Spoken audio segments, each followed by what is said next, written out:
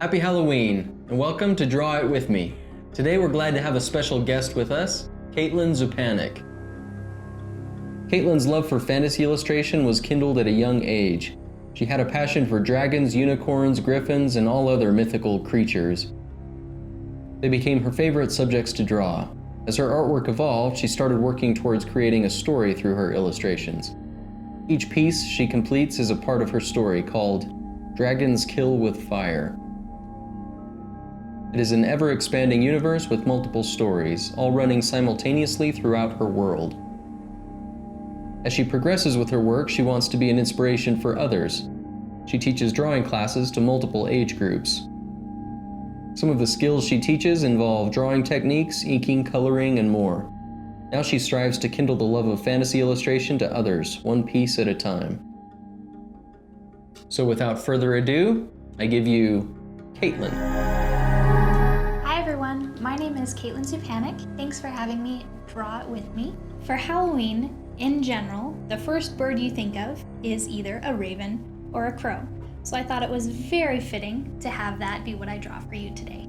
When drawing and gathering reference images, it's important to know the difference between a raven and a crow. Crows in general are much smaller than ravens. It's easiest to tell, however, when they're flying. A crow's tail feathers are all the same length. A raven's are a different length, with the center feather being the longest. It makes a diamond shape.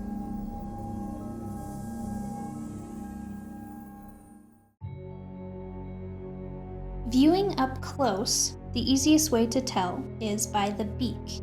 A raven is going to have a much chunkier beak along with longer whisker feathers. A crow is much more slender with shorter whiskers. To begin the drawing, I start by getting a handle on the base shapes of my reference, focusing on the angle of the beak and the slope of the forehead, trying to make sure the lines are right the first time they're drawn.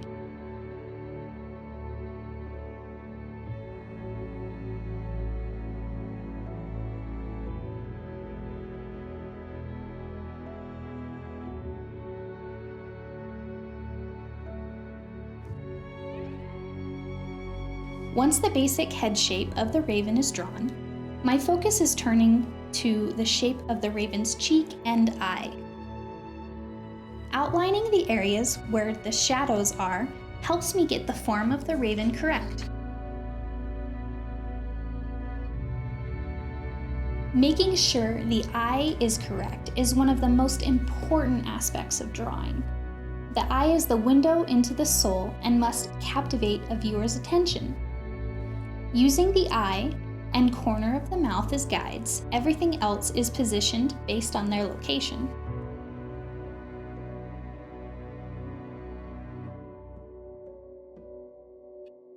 Sometimes lines need to be adjusted as the drawing progresses. Depending on the level of perfectionism that your drawing requires, you may need to erase and adjust a little. When creating fantasy artwork, it is important to make sure that your creature, even if it's a dragon, is based somewhat in reality. An easy way to make sure you can create a believable dragon or griffin is to use reference. Even if it doesn't seem very fun to draw just a basic raven with no added fantasy elements, it's one of the most important skills you will need to master.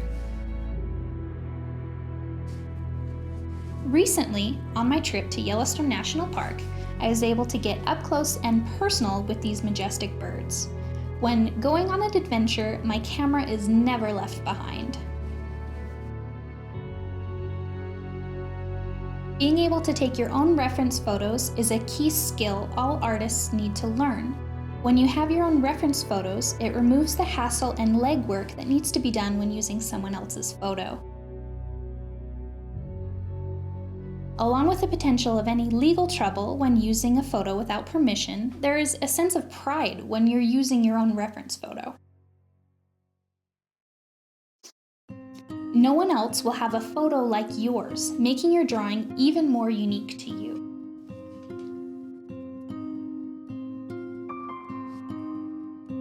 You also don't need a fancy camera. You can use a cell phone or even an old digital camera that your family might have lying around.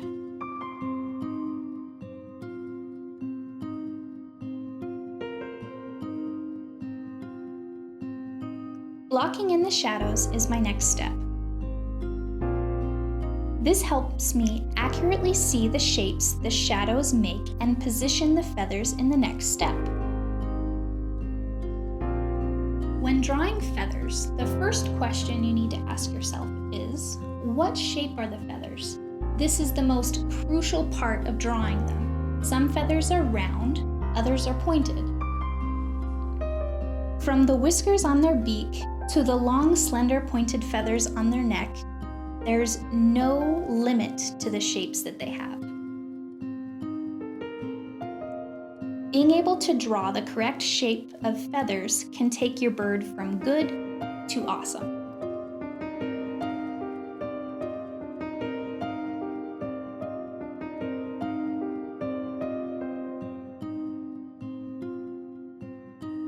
Now that I have some of the basic shapes in, and I'm happy with how they look, we can begin to start adding the beard feathers, or the whiskers that ravens have.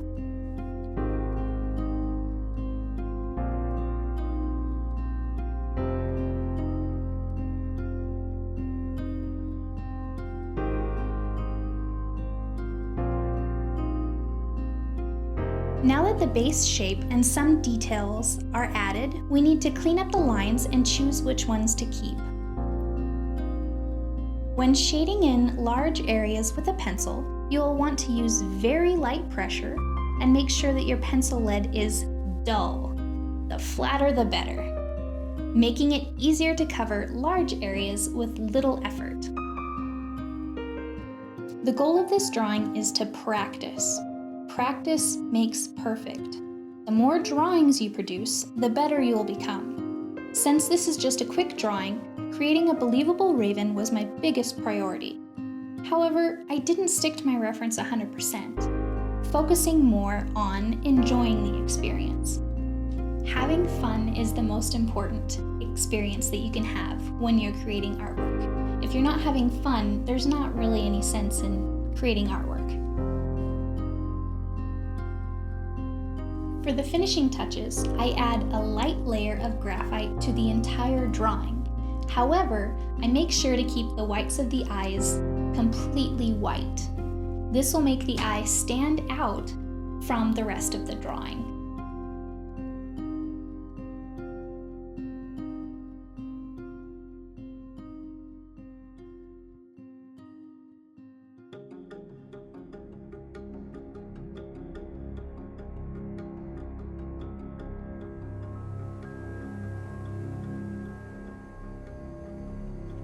Thank you for watching me draw a raven. Happy Halloween!